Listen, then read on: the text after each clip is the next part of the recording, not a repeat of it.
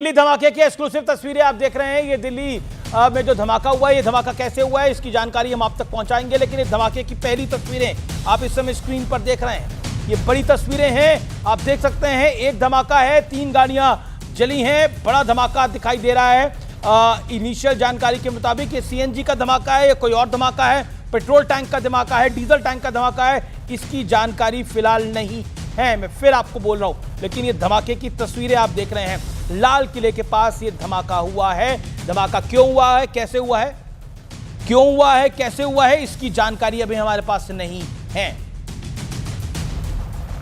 दिल्ली लाल किले के पास कार में धमाके हुए हैं, ये बड़ी खबर आप इस समय देख रहे हैं। लेकिन ये धमाका कैसे हुआ है, ये धमाका कैसे हुआ है, इसकी जानकारी नहीं है। ओके, मैं इस पर एक आपका अजय आलोक टेक लेना चाहूंगा। हालांकि ये धमाके की जानकारी नहीं है, आप लोगों के पास भी नहीं होगी, लेकिन पहली आप क्या कहना चाहेंगे अजय आलोक?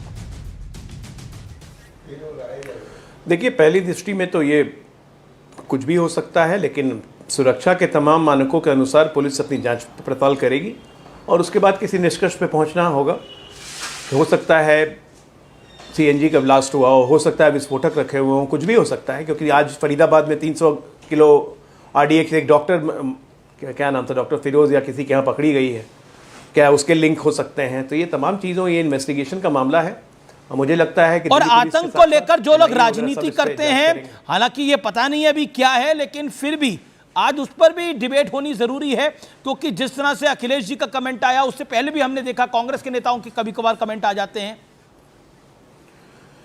नहीं, मुझे ये लगता है हमेश, सबसे पहली बात कि आतंकियों के पकड़े जाने से और उस पर अगर ये सवाल उठाएंगे, चुनाव से लिंक करेंगे, तो अखिलेश यादव ये मान के चलते हैं कि आतंकियों के पक्ष में बोलने से मुस्लिम समाज खुश होता है इस देश का।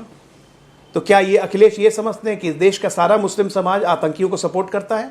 ये कितनी बड़ी बेइज्जती की है मुस्लिम समाज की। मैं इस पर कांग्रेस और समाजवादी पार्टी का रिएक्शन लूंगा, लेकिन दीपक हमारे संवाददाता है। दीपक, आपके पास क्या ताजा अपडेट है?